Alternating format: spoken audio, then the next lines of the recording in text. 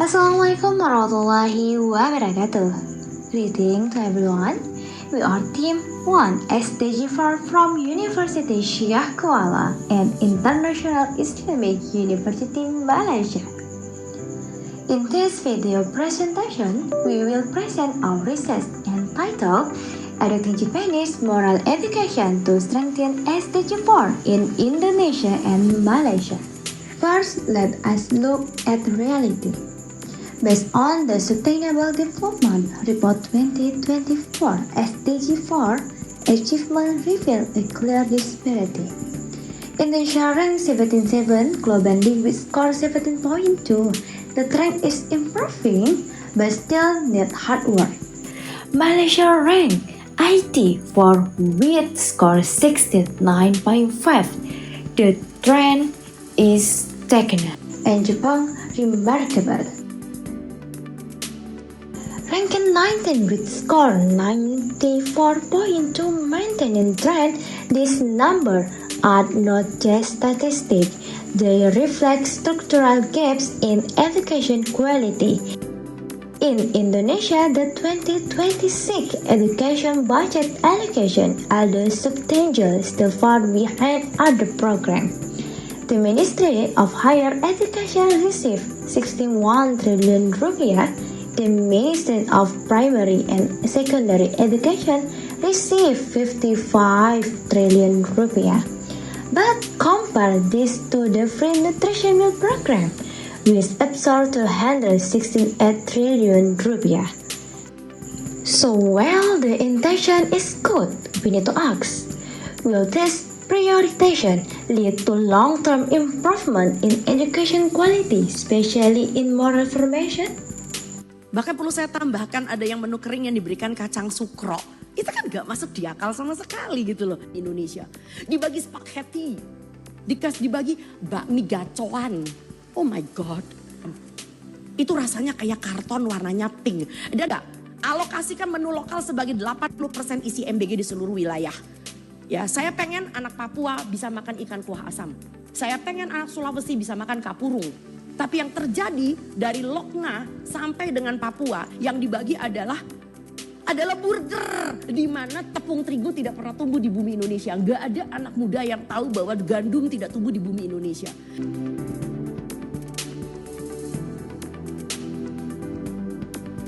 Even more concerning, Indonesia 2025's Corruption Perception Index is only 24 out of 100 ranked 109 globally. Up 3 points indeed, but still below the global average. There is clear evidence that our education is not fully successful in internalizing value of honesty and integrity. In Malaysia, the CPA score is 50 to better than Indonesia ranked 54. But what is the reality on the ground? Bullying cases increased 17% to 7,691 cases 2024. Data from the Student Discipline Management System showed this. Ironically, Malaysia education budget is the highest, 66.2 billion ringgit for the Ministry of Education. But student learning adjusted year of schooling is only 8.9 years out of 12.5 years of schooling. The mean 3.6 year produce no effective learning. Now, look at Japan. CPA score 71 ranked 19 globally, consistent, stable, and clean. Why? Because from the start, moral education has been embedded in daily school life, not just memorization, but real practice. A 2025 study by Ijawani Siti Utami strengthened our argument there is a strong correlation 0.6 to 5 between anti-corruption education and student disciplinary character. In fact, 39% of student disciplinary character is influenced by value education. The rest come from environment. This prove that moral education is a real impact, not just rhetoric.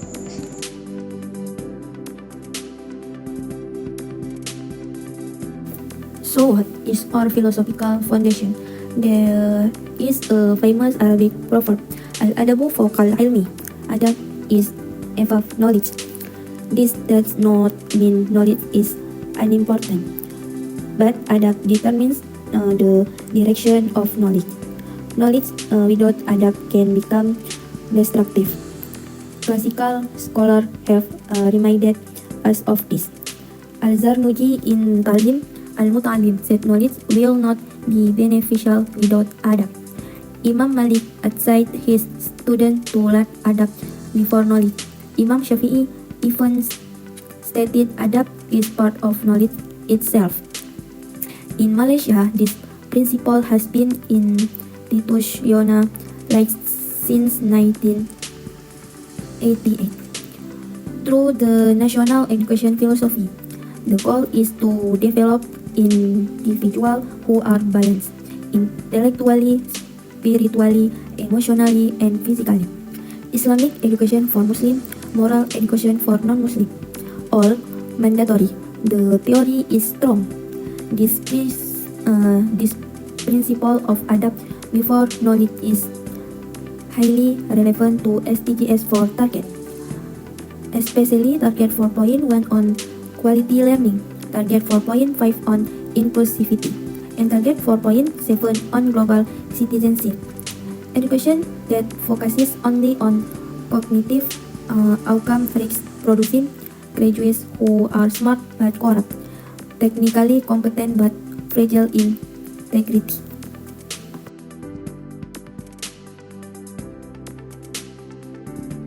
Now, let us look at the challenge. In Indonesia, there are four main problems. First, in the last 15 years, 80% of the forest has been commercially exploited. And when you ask many Indonesians why this has taken place, they say, sir, that there's too strong a connection between business and politics in this country. We were in Tesanilo National Park. Okay. It's not funny. Yeah. It's not funny. first, role model gap. Little talk about morality, but their policies contradict it. The curriculum teaches environmental, but deforestation continues to rise. Students witness this inconsistency firsthand. Second, weak meritocracy culture in teacher recruitment. Teacher quality is uneven. Pedagogically and ethical competence remain low in many regions. Third, toxic social environment. Take Medan, nicknamed Gotham City. In just 100 days of police operation, 526 drug cases were uncovered, including liquid synthetic cocaine in vapes. Such environment clearly threatens the moral integrity of the younger generation. Fourth, internet addiction. Children are exposed to negative content without filters in this emergency. In Malaysia, challenges are different but equally serious. First, rigid exam-oriented culture moral education is taught, but mostly memorized for exam, not practice. This is what we call the theoretical trap. Second, disconnect between theory and actual behavior. Bullying case and juvenile delinquency rise, despite mandatory moral subject. Third, digital challenge. Cyberbullying, internet addiction, negative content. Teachers are not yet ready to be moral mentor in the virtual world. Fourth, inconsistent social environment. School value often conflict with practice in families or community.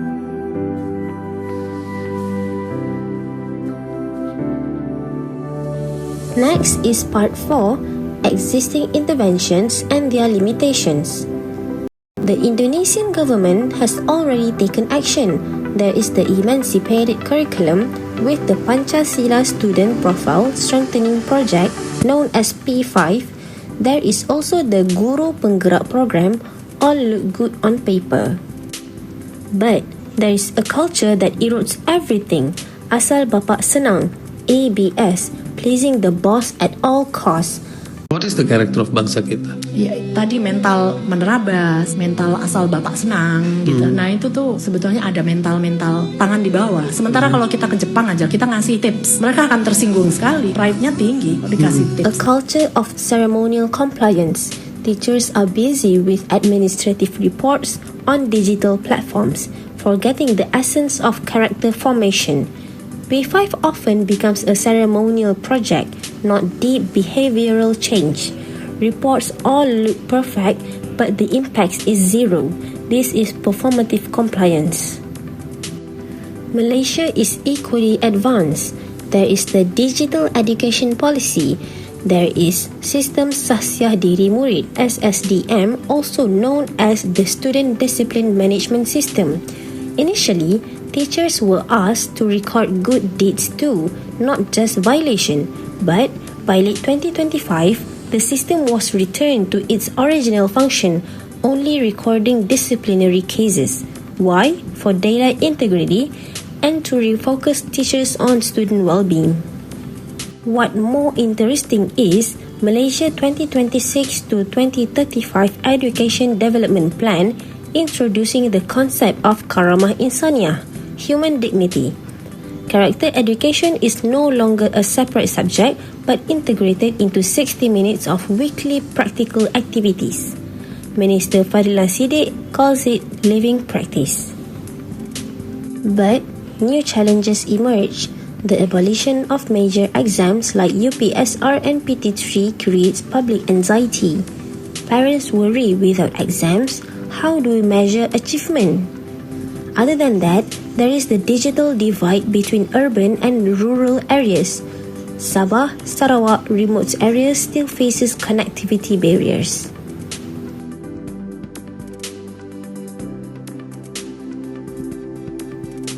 Part 5. Japanese Model Systemic Solution. Now, let us look at Japan. What is their secret? Moral education in Japan is not an additional program. It is a core pillar. Japan Ministry of Education, MEXT, directly oversees implementation. Stable, does not change every time a new minister takes office. The foundational philosophy is Chi Toku Tai.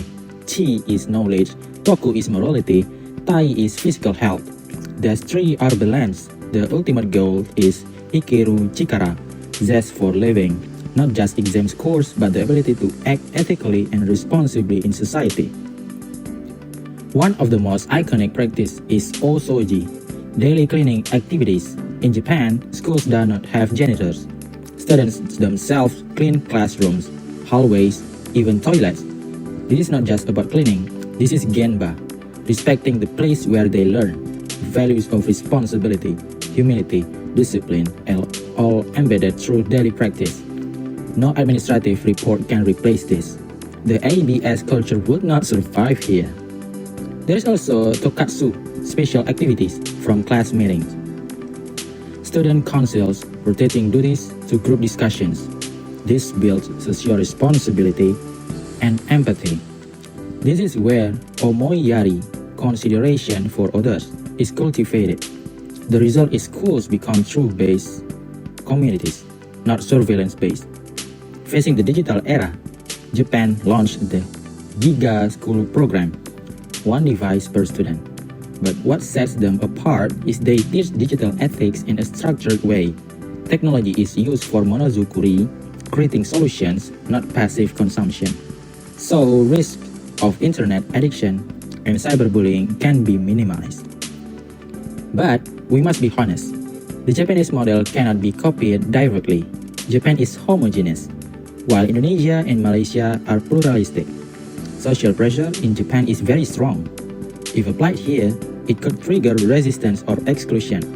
So, what we adapt is the structural logic, not the specific culture.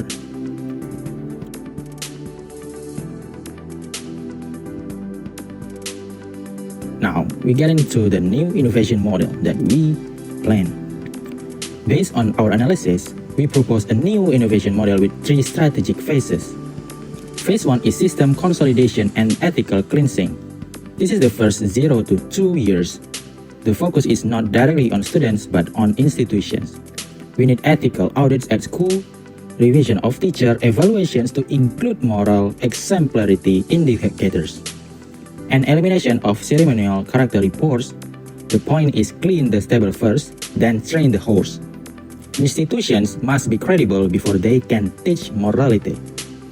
Phase 2 is curriculum integration and holistic education. Years 2 to 5. Here, moral values are integrated into all subjects and daily routines. Adaptation of the Chitokutai principle. Schools transform into ethical communities, where character is formed through experience, not just instruction. Phase 3 is sustainable evaluation and long-term adaptation. Years 5 to 10, periodic ethical evaluations using qualitative indicators. Moral curricula are updated to address new challenges: digital ethics, social polarization, technological change. This ensures moral education becomes an institutional culture, not just a minister program. Here is the summary. Phase 1, consolidation with institutional credibility as output. Phase 2, integration with values internalization as output. Phase 3, sustainability with socially responsible graduates as output.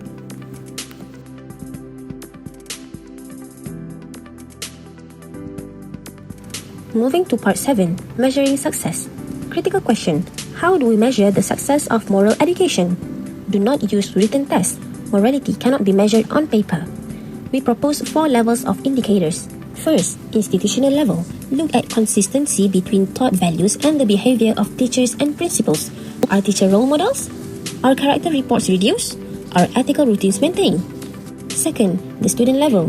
Observe daily behavior of the student, responsibility in shared activities, cooperation in group tasks, respect for rules and peers, ability to resolve conflicts. Use structured observation and student reflection journals. Third is the community level. Are parents involved? Do school values align with community norms? Stakeholder survey and participatory forums become measurement tools. Fourth, sustainability level. Do moral practices survive leadership changes? Can the curriculum adapt to new challenges? The key point is all of this is longitudinal, not one semester project. Evaluations conducted every 5 to 10 years. This avoids the symbolic trap.